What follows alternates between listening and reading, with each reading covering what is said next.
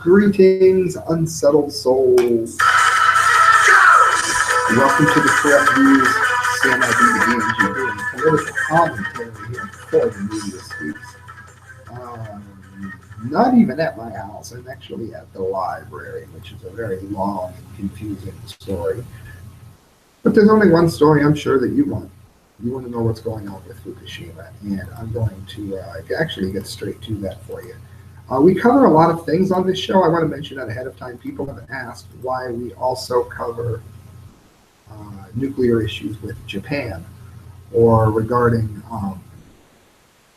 the South Korea, any nuclear problem that does so much as sneezes on Japan right now is going to create a problem that could be an extinction event for us. So that's why, in case you're wondering. I want to give you my sources here because I'm going to cover a story that I had written for the Conservative Daily Post just last week. As you can see here on the screen share, Newsweek, Gizmodo, UPI, Fox News, IFL Science, and Study. Unexpected source of Fukushima-derived radiocesium from the coastal ocean of Japan. Those are the sources that I used to compile this, and I think you guys will find it quite alarming. Of scientists to sound the alarm as Pacific Ocean yields shocking results. It's David Huff. He's going to be important here in a moment. General Electric, which is of course TEPCO, has been quick to outright lie regarding the dangers spewing from the failed Fukushima nuclear power plant. The bottom line means far, far more to them than the truth, and even as experts like Dr. Helen Caldicott and Arnie Gunderson of Fairwinds warns that this could still be an extinction event. I write that few are listening. A lot more, though, are sure to be paying attention now that the News is reporting that the feds find bizarre results in the survey of the Pacific Ocean in the form of record low numbers of fish. We have been told that this Japanese disaster was on the way to being in the cold shutdown. How many of you remember that? Well, that poison was not going to climb the food chain towards man. Does anybody remember that lie? Because that's what it certainly was. David Huff of NOAA Fisheries is the expert quoted who said, "We were really worrying if there was something wrong with our equipment. We have never hauled the net through the water looking for salmon or forage fish and not gotten a single salmon. 3 times we pulled the net up and there was not a thing in it. We looked at each other like this is really different from anything we had seen. It was alarming." I would say so. It should be noted that there is not one single tuna caught that has failed to show signs of radioactive poisoning in the ocean since this disaster began in 2011, and that's something that I've worked very hard to inform a lot of people about. The state of Washington is certainly concerned about this for obvious reasons. And the Seattle Times writes that scientists have been hauling survey nets through the ocean off the coast of Washington and Oregon for 20 years, but this is the first time that they have ever come up empty. That means that mankind is not dodged. What has the potential to kill off all life as we know it. Already, our DNA is forever changed and shall be in everyone born from now until the end of time, all because of our nuclear poisoning. If any of the units of Fukushima were to topple in the next 40 years, then it will take to decommission the plant, which we don't have the technology for yet, in this earthquake, then all bets are off. And this is quite real, and the Times also tells us that scientists logged some of the lowest numbers of yearling Snake River spring shingle recorded since the survey began in 1998. So there are quite a few sources here for those of you that like to pretend that I don't do sources when I clearly do. Also show that Huff calls an early warning of how poor, just plain strange conditions in the ocean off Washington and Oregon's coast are. Lest anyone think that this is just Mr. Huff being an alarmist, Brian Burke is also from NOAA Fisheries, and his second opinion is not any better. He said, quote, "Every year is different, but this year popped out as being really different. Not just a bunch of normal metrics that point to the bad ocean year, but the presence of these things we have never seen before. Really big changes in the ecosystem. Something really big has shifted here. That something big is what Dr. Busby accurately called the worst disaster in all of recorded history, and the damage via cancers and other horrible illnesses have not begun to hit the U.S. in the ways that they shall as this damage manifests, I remind everyone. There is no shortage of sources proving how bad this is either. The Daily Historian has published a work which says that the numbers of young salmon caught off Oregon and Washington state coasts during the annual federal survey cruise this June were among the lowest recorded in 20 years. They went on to inform everyone that the numbers were low across nearly all species researchers regularly caught and observed. These birds, like the common murre and forage fish like anchovies and smelt, Brian Burke said it was clear that there was not many fish out there. Lastly, NOAA themselves in the publication wrote that ocean conditions for salmon headed to sea this year are very poor. This year, researchers noted that chlorophyll, which is a barometer of plankton that helps sustain higher trophic levels, is at its lowest point in 20 years too. I hope a lot of people are paying attention to this and really listening, because this isn't the kind of thing that's just going to go away because we want it to. As a matter of fact, it's the kind of thing that's quite likely going to get worse and worse, even though we don't want it to. And there are some more things that I do wish to get to here. If I could, 3 ways radiation has changed the monkeys of Fukushima. This is from Forbes. It says this year, if I could scroll my own mouse, this year the evacuated residents of Japan's Fukushima prefecture began returning home, which is a horrible idea. And because they could never go back there. That's why. It's so poisoned, they can never go back. They should never go back. It will be toxic to their health, but they're doing it. And as they resume their lives, the monkeys who have lived there all along have some cautions for them in the form of medical records. Monkeys show effects associated with radiation exposure, especially youngsters born since the 2011 meltdowns at the Fukushima Daiichi nuclear power plant. This is according to a wildlife veterinarian who has studied the population since '08. Dr. Shinichi Hayama detailed his findings Saturday in Chicago as part of the University of Chicago's commemoration of the 75th anniversary of the first man-made controlled nuclear reaction, and that took place under the university's football stadium in 1942, and birthed the technologies, of course, of nuke power and weapons. Hayama appeared alongside documentary filmmaker Masanori Iwasaki, who was featured in Hayama's work in a series of annual documentaries on wildlife. The fallout led the Japanese government to evacuate residents from highly contaminated areas surrounding the plant and extending northwest. The plume crossed the Pacific Ocean and left much diluted qualities of fallout across the U.S. Since '08, Hayama has studied the bodies of the monkeys killed in Fukushima City's effort to control the monkey population and protect agricultural crops. And about 20,000 monkeys were culled, it says. Because they're already studying the monkeys, he is ideally positioned to notice the effects of radiation. It says, I'm not a radiation specialist, but because I have been gathering data since '08, remember the disaster took place in '11, it seems obvious to me that this is very important research. I've asked radiation specialists to take on this research, but they have not been willing to do it because they don't want to waste any resources and time to spare on humans. So I had to conclude that there was no choice but for me to take this on, even though I'm not a specialist. If we don't keep records, there will be no evidence, and it will be as if nothing happened. That's why I'm hoping to continue the research and create a record. Yeah, I bet there is. And what they have found is that the deformities and the levels of radiation that are trying to be covered up here are nothing short of massive. And they want to cover it up, and I can tell you why. Because if they can hide what they have done now, then later on when people sue, they'll be like, well, there's no data saying that it even hurt the monkeys, so how could it have climbed the food chain towards you? Chris Busby has explained that that's why we're burning so many things all over Japan. Because if we burn something here, and it drifts over here, then they're going to say that this is nowhere near Fukushima, and therefore that couldn't be the cause. But we know that it was the cause.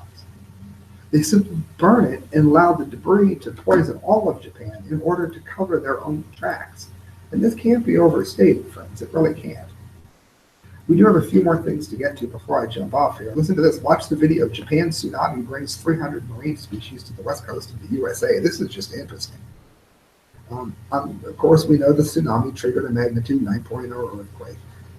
And since that date, 300 species of marine life have made their way across the Pacific Ocean to the west coast of the U.S. Experts are now saying that this is the longest ever maritime migration in recorded history, as around 1 million Japanese marine creatures, including sea slugs, sea worms, and crustaceans, have traveled the amazing 4,800 miles, clinging on to a huge flotilla of debris from the tsunami. In a study published in Science this week, John Chapman of Oregon State University said it had turned into one of the largest unplanned natural experiments in the field of marine biology and in probably all of history itself. 70% of the 5 million tons of debris sank into the ocean floor, but some marine creatures traveled across the ocean as hitchhikers on a series of docks, buoys, boats, and other buoyant objects, which of course are radioactive. According to the BBC, the study notes that between June of 12 and February of 17, at least 289 marine species from Japan attached to 600 pieces of buoyant debris and washed into the U.S. Now they're on the coasts of Alaska, California, Hawaii, Oregon, and Washington, along with British Columbia and Canada. These are species that have never been seen in these areas before. Greg Gurr, co-author of the study and marine biologist with the Smithsonian Environmental Research Center, said he wouldn't have thought most of these organisms could survive such long periods at sea. Well, of course they have. And we've got all kinds of species in life where it hasn't been before. Thought that would be interesting. I got two more to close off with here, and they are dealing with the Orient and the nuclear problems that we are seeing there as well. One of them is from the New York Times. Our source was the New York Times. Anybody Dr. Strangelove? Anybody? Word of the day, New York Times. Put that in my comment line. Let me know where to send you something free, and I'll do so first person. South Korea and China in dispute over missile defense system. Now, this is very important because this is one of the sticking points that some people thought could possibly lead to World War III. South Korea and China on Tuesday agreed to end a dispute over the deployment of an advanced American missile defense system in the South and to restore their economic and other ties. This is very helpful in order to keep North Korea in check because they're threatening everyone. The agreement, unveiled following low-key negotiations involving Chinese and South Korean officials, removed a major obstacle in relations between Seoul and Beijing, one of the complicated international efforts to tame North Korea's weapons ambitions. For those of you that don't know, the THAAD nuclear defense system and various other means were used. And basically, let's say that this is THAAD. If a missile comes over, THAAD, which you can't see because it's off screen, would shoot a rocket up to stop a North Korean rocket. And they can accidentally spy on China, which is something that has angered them greatly. And it can be used as an offensive weapon, according to the Chinese, though the U.S. says that is not the case.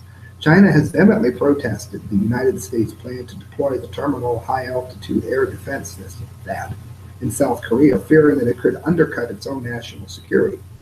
After the U.S. and South Korea pressed ahead with the deployment in Singdu, 135 miles southeast of Seoul, the capital of South Korea, in April, Chinese customers boycotted South Korean cars.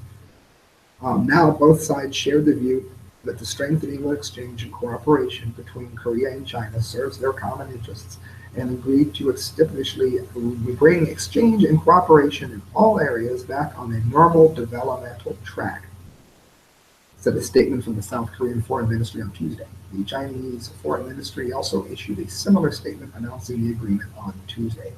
This is wonderful news, friends. At Washington's urging, South Korea and Japan have been expanding their military cooperation to deal with North Korea. The fact that the Chinese may no longer be looking to start some kind of a conflict with the U.S. over the United States' need to defend itself is literally worth its weight in gold and maybe the most important development to come along in quite some time. And friends, you know what that does. That brings us to the dummy of the day. And the dummy of the day here is not quite as clear as you would expect, but I will make it clear for you, I promise. All right, Donald Trump is going to test the readiness of Hawaii, but there's been a lot of money already given towards this, and it's bothersome that it's not already something that we're more confident with. This is from Blasting News. Donald Trump to visit Hawaii to check its readiness for a nuclear attack. U.S. President Donald Trump is scheduled to make his first visit ever to Hawaii, which is America's outpost in the Pacific. Kim Jong-un, the leader of North Korea, has identified Hawaii as one of his probable targets, and the state has taken necessary actions to tackle any threat of a possible nuclear attack. The only thing that worries me is that we have known about the threat there for a considerable length of time, and it seems to be something that a lot of people hadn't taken seriously soon enough. And I don't know, I find that to be more than mildly troublesome. Is anybody with me on this? It's not like the North Korean problem is new. It says Hawaiians are worried about the verbal onslaught between Trump and Kim, which has become a matter of concern. The people of Hawaii are determined to counter any possible nuclear attack, and the first step, a nuclear warning siren, has been lying idle since the height of the Cold War is proposed to be revived. Why would they have ever let that fall, considering what North Korea has been threatening long before Trump ever took to the stage? This is a little bit about what Trump was saying about how our infrastructure and our basic readiness has gone down the tubes. And I don't care if you like Trump or not, this is true, and what he's trying to fix here needs to be praised. There will be awareness drives to apprise residents of actions that must be taken in case of an attack. I did cover with the conservative Daily Post about the drills that are being conducted there and people hiding under desks.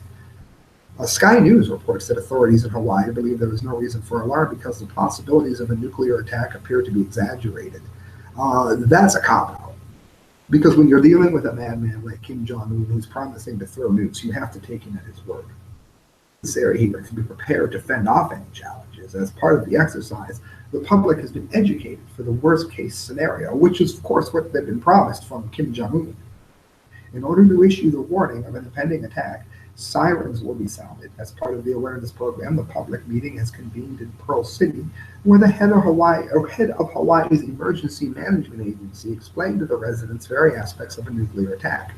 However, the preparation must focus on getting people acquainted with evacuation drills, which are being done in Japan and Guam. They're also on a hit list for Kim Jong-un. Trump's Asia visit, of course, is underway, and he is committed to defending against any possible nuclear attack from Korea. So it is good to see that we are taking an active role in what we're doing there. It's just that it was something that should have never been allowed to become lax in North Korea to begin with. That, friends, is your massive Fukushima update. Please share it far and wide, and I've got the viewers down there. I see you. Before you log off, please donate at thecorrectviews@hotmail.com. Every penny you give to me goes towards a better show. You can donate through PayPal, and if you do so, maybe I'll even have internet at my house instead of having to use the library. Wouldn't that be nice? Good night, friends. God bless.